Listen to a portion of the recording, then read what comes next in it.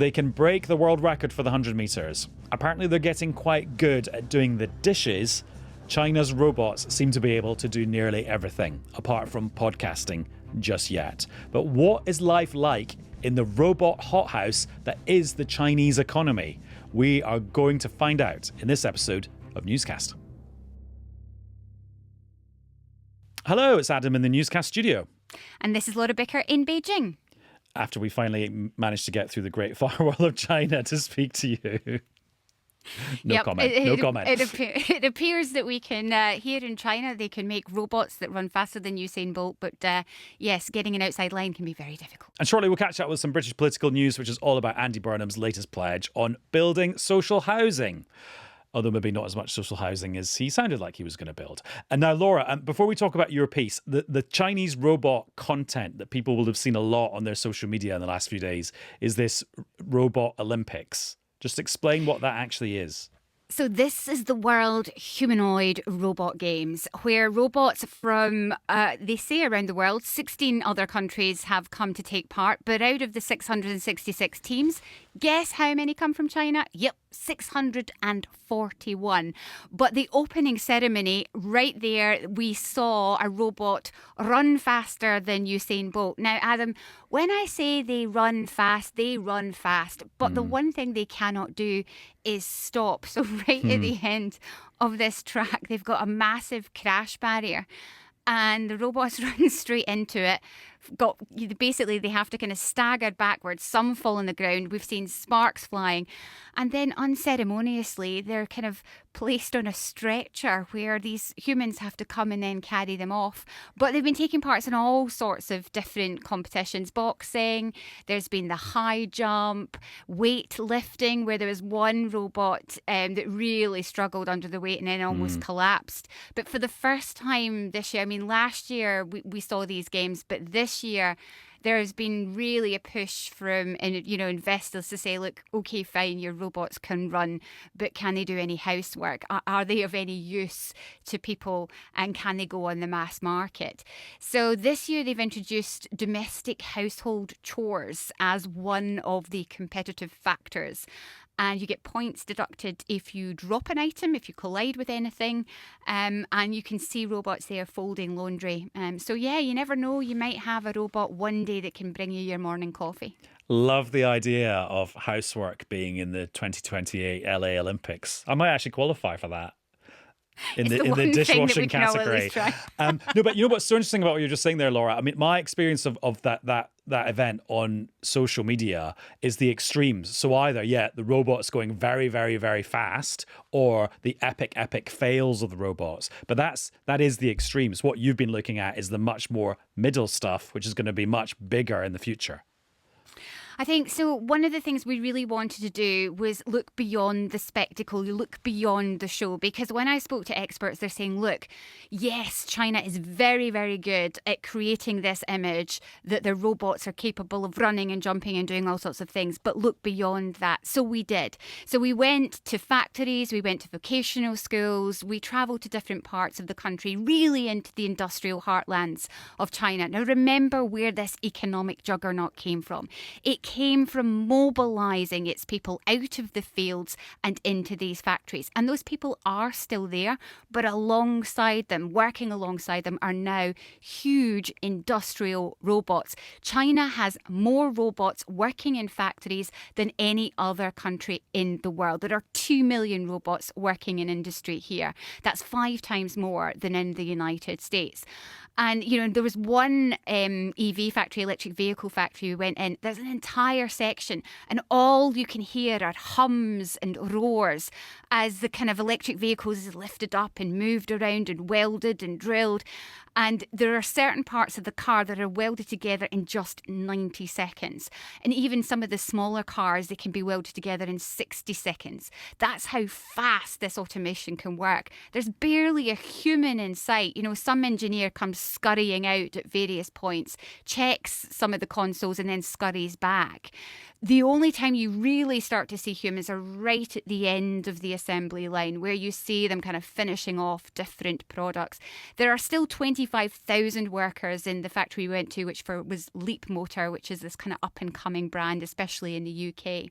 But still, what they're saying, and what the vice president told me, is that a day will come quickly where robots will be replacing humans and where cars will be made by robots alone. And isn't there a tension there for the Chinese government? Because, okay, they want to be at the forefront of advanced manufacturing and be incredibly efficient so that their products are the cheapest on the world market. But also, the whole Chinese model is based on everyone having a job. Literally everyone. And there's very, very little in the way of a welfare state. So 120 million people still work in manufacturing, and there are 50 million people working on what we call the gig economy. So these are people working as delivery drivers or taxi drivers. Now remember, one of the things that robots are replacing is food deliveries, and we now got driverless cars in various cities. So I think when it comes to the tension here, the Chinese government has to be incredibly careful about how quickly they move on this. If they moved too fast, they risk mass unemployment. But if they moved too slowly, well, they risk falling behind the United States, and that's something that President Xi does not want to do. This is his big gamble. He wants to push his country forward. He believes this is the new economic transformation. So they are kind of pushing forward with it, but it'll be interesting to see the tension that might create in future years. And Laura, we've both been reporters in the UK before doing the jobs that we're doing now. And that inevitably involves visiting a car factory, usually with a government minister in tow. So I just wonder if the robots you were seeing in China, are they more sophisticated than the ones we would have in a car factory here in the UK? Or is it more the case that there's just, like everything with China, it's at such a huge scale, and that scale gets them something that's different?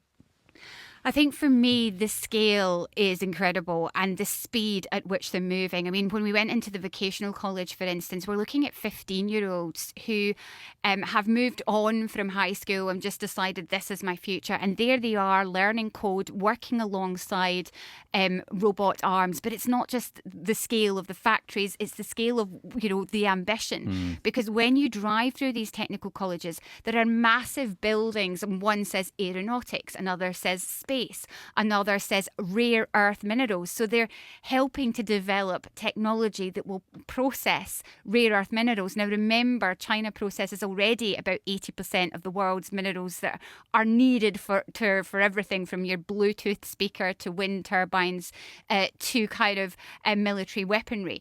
So they have a vision and they have a plan. And that is the difference. When we look at the West, politics change. Here, that is not going to happen. They have a plan and they're going to stick to it. But where they are good is that, when I talked about that scale, is building the likes of the body. If you want to build a robot in Shenzhen in the south of this country, you can just say, right, okay, I want that part, that part, that part, and have it all within, at least at the very most 24 hours. Oh, wow. If you're I spoke to one expert who says, if we want to do that in Germany or somewhere in Europe, it would take us more than a week. So China, very, very good at building the body, but the issue now comes at building the brain. And so far, China has lagged behind the United States when it comes to the artificial intelligence used to program particularly humanoids and other kind of sophisticated robots. Now, when I spoke to analysts and experts, they say the future will be owned not just by those who manage to manufacture on a mass scale, but who manage to put the best brain into those robots manufactured in a mass scale. So China has one part of the puzzle. They've got the AI puzzle to work on. But experts also say they're catching up on the US there as well. And also the Chinese model of developing that AI is quite different from the American model, isn't it? In that the Chinese then share it with everyone and make it public, so-called open source. Yeah, the open source artificial intelligence here, everybody uses it, everybody shares the information that they have. But even there, I've spoken to workers who, specialised in AI at university, went straight into a job, and now they're out there unemployed because their skills are no longer needed, their skills are no longer required. As one teacher told me at the vocational school, you take a nap in this country and the world has changed. And he believes that unless you stay ahead in the likes of robotics and AI, you could be one of those that are, in his words, eliminated. And that is the thing here. The future, of course, China wants to be ahead, but it's moving so quickly that at times it's leaving its own people behind. One of the lines that really jumped out at me in your online piece was from the vocational school. And it's one of the teachers at the school there saying, lots of our students get booked in advance by companies for jobs. Just explain what's going on there.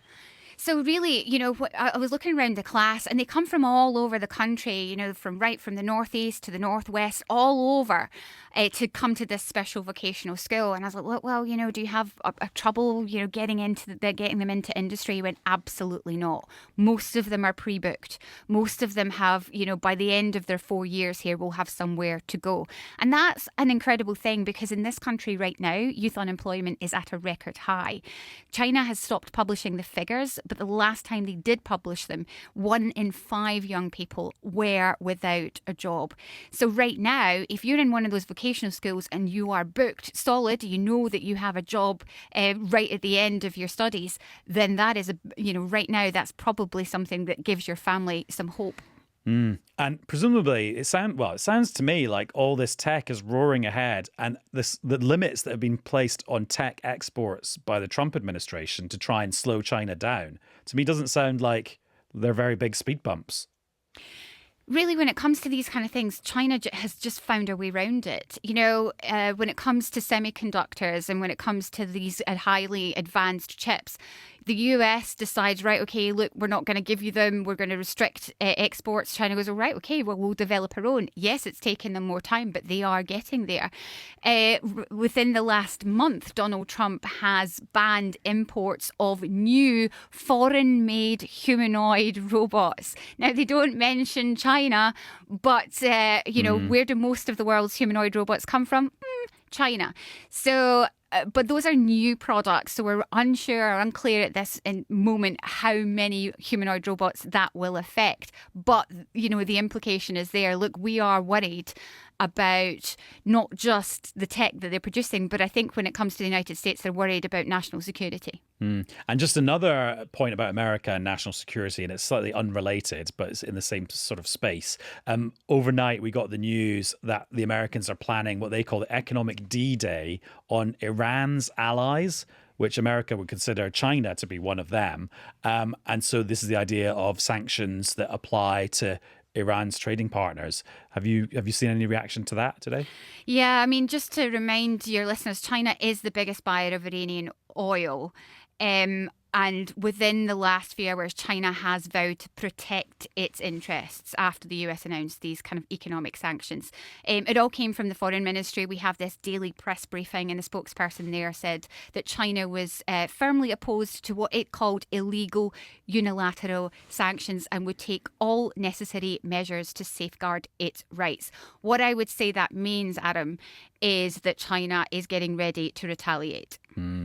That was a little detour from our robotics conversation, but well handled. Let's go back to robotics then. And actually, it's about the wider Chinese economy, because actually there was a period when I was reading lots of kind of negative news stories about the Chinese economy. For example, it's overinflated property debts, which were potentially going to overwhelm the whole economy. So it sounds to me, okay, they're doing amazingly well in robotics and their factories and manufacturing and making that getting to the top end and being super efficient. But it sounds to me like there might be lots of other bits of the Chinese economy that aren't success stories.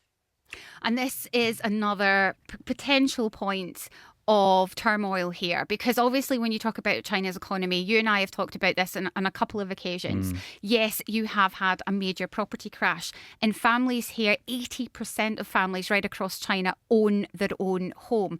The property market here is worth about 25% of GDP. Just to give you an example, that is huge. And if you are a family who has placed all they own on their own home, then you're not going to spend money on big lavish new cars or even smaller robotics, these kind of things. So what the Chinese government has been trying to do is get its people to spend. They're not wanting to do that either. They're putting the money under the mattress. They are saving it. And that's something that is also causing an issue. And then we talked about youth unemployment. 1 in 5 young people in this country are unemployed. These are huge issues to grapple with, and the last few years that I've been covering them, things have not seemed to get much better. In fact, they seem to be slowly getting worse, especially with the likes of the effects of the war in Iran, because that has affected oil prices, which has put up the likes of, textile industry. It's put up prices in the likes of any kind of anything that's involved in making plastics. And that is a huge part, especially down in the south of China, of what they make, whether it's, all the clothes that they sell, or whether it's, your likes of your toaster or kettle, these kind of things that need plastic. So there have been real tension points. Now, let me just give you an example of why that is a problem.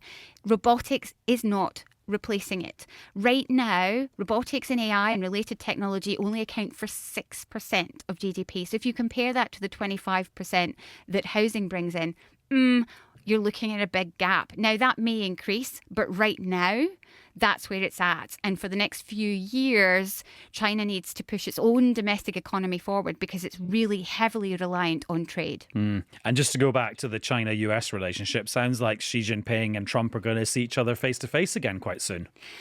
Not too long to go. It's next month. And given that we're, now we've just discussed the potential for sanctions on China. Donald Trump's banned imports of new Chinese humanoids.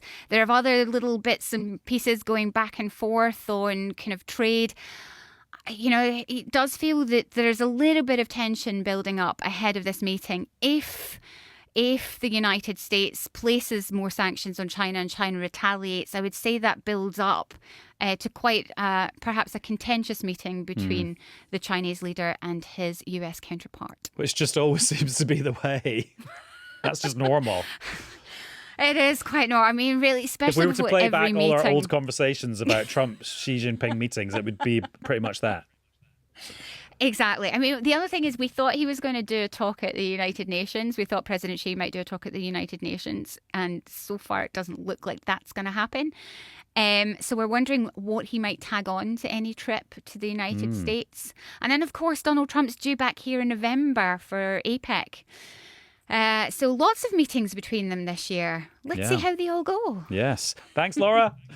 Speak soon. Now we're going back to British politics, and I've got another theory here, which is a little bit more developed than my half-baked robot theory from earlier, which is that we're living in this weird period where we've got Andy Burnham as Prime Minister trying to deliver on pledges that he made when he was becoming Prime Minister, but at the same time having to implement things that were started by the Starmer administration. And we've got a classic example of that today because the government has announced the latest set of allocations of central government money to build council houses and social housing across England. And it doesn't quite match up with the ambitions that Andy Burnham had when he was a proto-prime minister. So let's dig into the detail now and all will become clear because we're joined from Westminster by Alex Forsyth, who's manning the fort there. Hello, Alex. Hello, Adam. I think I said exactly that thing to you last time you were on. Probably because I was manning the fort at Westminster It's manning the fort season. It certainly is. And also joining us on Newscast for the first time, it's the BBC's housing correspondent, Tara Welsh. Hello, Tara. Hello. How long have you been doing the housing beat then? Oh, well, you've actually been doing it your whole life, actually, haven't you? I've done a lot of housing stories over my time. I've been at the BBC like 18 years. Yeah. But I've been doing the housing role for 2 years. Right. And yeah, it feels like forever. Well, there's a lot of housing news to cover. It's really weird. I kind of came in at the same time as Matthew Pennycook came in as the housing minister. Yeah. So I feel like I've just been on his case from the minute he came in. I even saw him this morning. Also, it's quite unusual to have a housing minister in place for that long, isn't it? Yeah, I think he is the longest lasting one in recent times. Yeah, because Alex, the joke at Westminster is always that the housing minister less time that it takes to buy an actual house. Yeah, well, that has been true for a long time. But Matthew Pennycook has stayed through a few little different administrations. So he's one of the longer lasting housing ministers for sure. And people have been crying out for a bit of continuity. I mean, people in the sector have been crying out for a bit of continuity in that role for some time. So Tara, talk us through what the government is actually announcing today, because like a lot of recent government announcements, it's a bit of a re-announcement of something we already knew. It's some new information about something that we didn't know before, but we knew was coming. And then there's a bit of politics around what they're actually going to do. So just kick us off. So in 2025, in the spending review, then Chancellor Rachel Reeves announced £39 billion for social and affordable homes. Now, there was some detail at the time, and they always said 60% of this money needs to be spent on socially rented homes, but didn't go into more detail about, who would get that money, whether it would be kind of private developers building for councils or whether it would be housing associations. It wasn't that clear. So what was announced this week was how that first bit of funding will be spent. So the first almost 10 billion of that 40 billion. Yeah. And so when you look at London and the rest of England, it's slightly different because London's like 6 billion for London had already been announced. Yeah. But this is how 10 billion will be spent around the other English regions. Yes. And where will it be spent? Well, there's a number of kind of projects that had to apply to Homes England for funding. And so this is the kind of announcement of where that will go. And it's by no means the finite list. Yes. It's the kind of first announcement. It's where they've got to now, yeah. Exactly. So it's things like Greater Manchester getting 529 million, the North East getting 445 million, West Yorkshire getting 441 million, and then it continues on the list. Yeah, and what's quite interesting is that despite the biggest pot going to London, so far London haven't given figures of how many houses they're going to deliver with that funding, but there have been estimates for those other places. So, for example, Greater Manchester, with that kind of £500 million, they're expected to build around 4,000 socially rented homes. Yeah, and Alex, what's the politics around this today? Because there has been some. Yeah, there has been some. The politics around this is kind of directly linked to Andy Burnham and the fact that really, even when he was vying to be Prime Minister, even when he was vying to be the MP for Makerfield, he made no secret of the fact that he puts a lot of stock by, in particular, council housing. He's talked about in his first speech he gave when he was going to be Prime Minister, he talked about the biggest kind of council house building boom in the post-war period.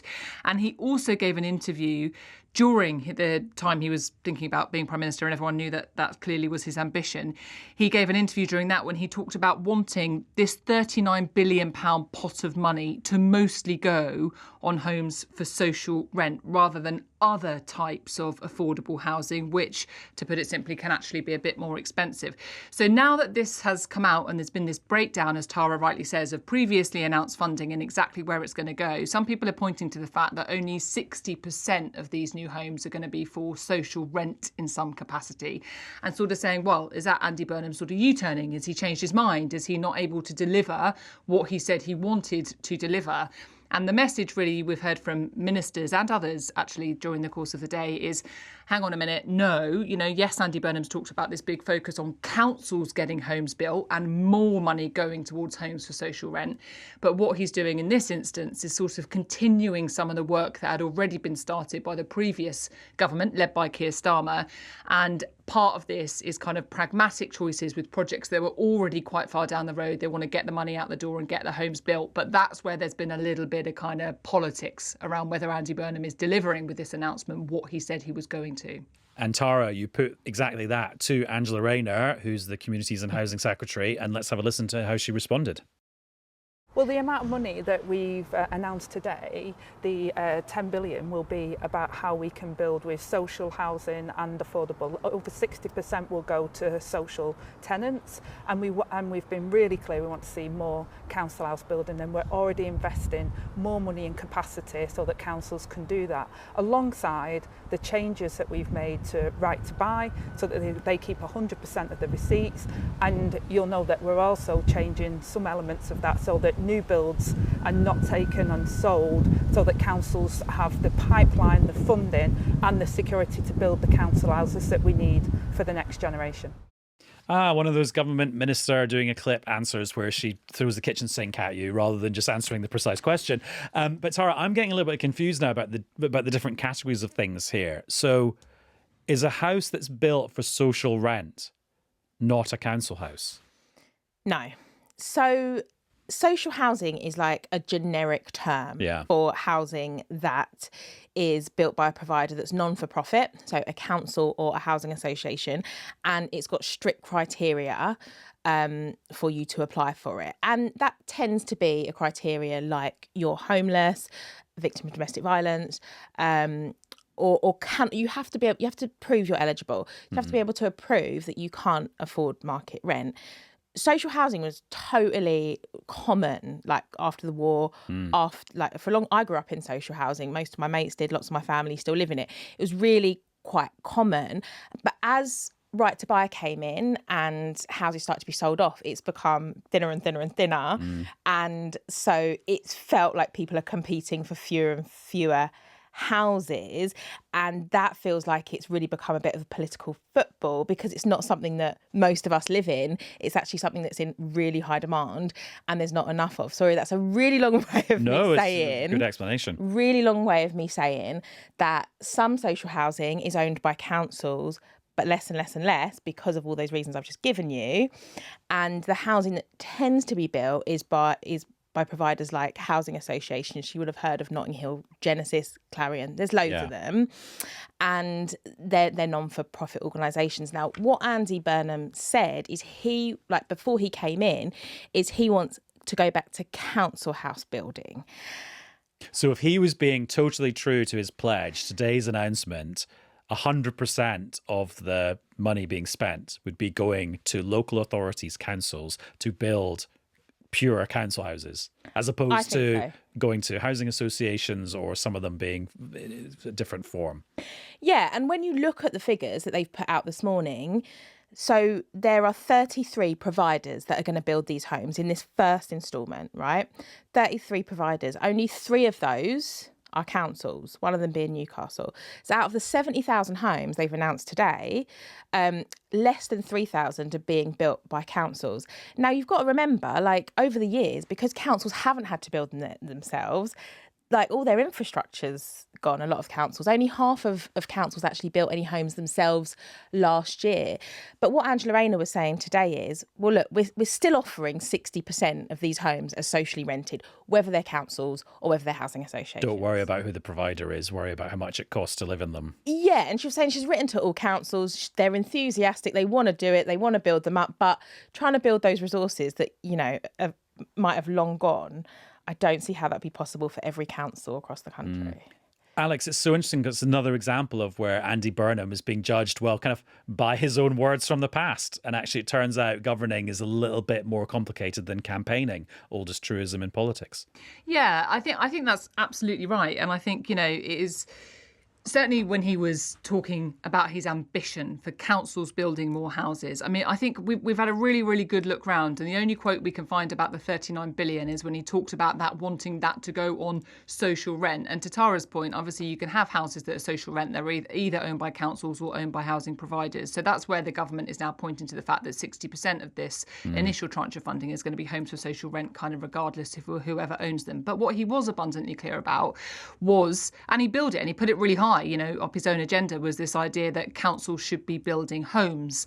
And I think what's happened here is that the government would use maybe a term like pragmatic, that actually because councils haven't been building homes and council house stock has been decreasing as people have had the right to buy them up, and they haven't necessarily got, the people in councils like the planners and the builders and the developers who can actually get the stuff built.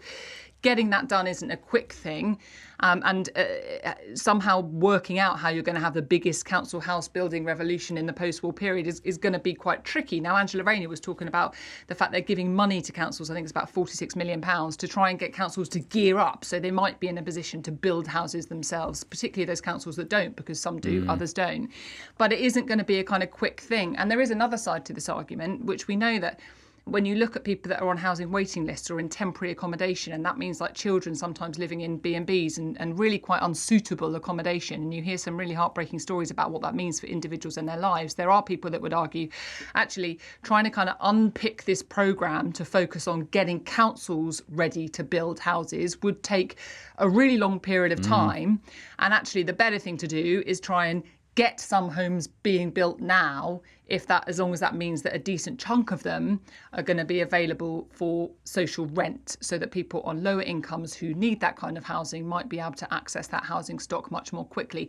But that doesn't take away from the fact that, Andy Burnham, and not just Andy Burnham, but Andy Burnham in this instance, as Prime Minister, was making some bold pledges. And in this initial allocation of the funds here, that isn't to the letter of what he said he was going to do. The question remains, is he going to be able to get to that later and deliver on some of the stuff that he has said he will? Anything else you want to bring us from your conversation with Angela Rayner? One of the things that the Tories and Reform have said is that they think it would save money and would free up housing if, housing was allocated to British-born workers. Reform have said something quite similar. And I think despite housing charities saying actually there's really strict criteria for you to get a social home, and it's not the case that they're being kind of handed out the minute someone comes to this country, and they've disputed what those parties are saying, I did put to Angela Rayner that there is a perception of that. And I spend my life talking to particularly young women stuck in hostels with their babies, or in fact teenagers. Some of them have grown up in temporary accommodation, and there is a perception that there are other people in front of them in some sort of queue. And they're long queues. Westminster Council... It was tens of thousands of people. There's 1.3 million in England, but, certain London boroughs, Westminster Council... if you were to wait for a family-size home, like a 3-bedroom home, National Housing Federation worked out it was a 100-year waiting list. Do you know what I mean? So, the queue is long, and the perception is from some that some people are kind of beating them in the queue. And so I did put that to Angela Rayner, and she kind of echoed what the housing charities say, that, there's very strict eligibility, and actually... 9 out of 10 people in social housing are UK nationals. And I think that the data that some parties have been using, it needs to be looked at, because, in some cases there's kind of more than one tenant. So these things aren't clear. They're maybe cherry picking the data that makes their argument for them. Yeah. It's just worth remembering on that point that when Tara quite rightly just speaks about how long some people are sort of looking at before they get something that they might consider a secure home, that is the issue that sits behind all of this. Yes, there is a political argument today over whether this aligns with Andy Burnham's pledge around councils building houses and most of this money going on social homes. But much bigger than that sits behind this the bigger issue of this challenge that has plagued successive governments who've promised to fix what they call a housing crisis and bluntly haven't really done that. So, what happens beyond this initial tranche of funding is really going to matter. And whether or not that is a sort of shift in the direction, as we're getting signals from Andy Burnham's government that they want to get councils building more homes, and then separately, and whether or not they can actually do that, given the funding pressures on councils and everything else. And separately beyond that, they set themselves target of getting 1.5 million homes built overall. That's all types of housing by the end of this Parliament. And it's worth noting that as things stand, they are not on track to deliver that pledge. So the much bigger question, and perhaps the much bigger political pressure for this government, is can they, to put it bluntly, get enough homes built to ease that pressure that so many people are facing right now? Just on that, I mean, well, on the targets, Angela Rayner acknowledged that they're behind, but said she's still committed on the 1.5 million. But on that, about kind of just more housing generally, I think what some people don't realise about this situation is that the cost of temporary accommodation is breaking council budgets. We've seen councils literally go bankrupt because of the cost of temporary accommodation, not just the conditions and the fact there's people living in hotel rooms. And so there is an argument that social housing costs more because it's taxpayer funded. However, what taxpayers are funding at the moment is really high rents in the private sector and sometimes terrible conditions that are being paid for through temporary accommodation, through council budgets. Oh, Tara, do not worry. Alex and I had so many conversations on this podcast about what councils actually spend their money on and where their financial pressures are coming from. So you've come to exactly the right place. Tara, thank you so much. Very welcome. Thank you very much, Alex. Pleasure as ever.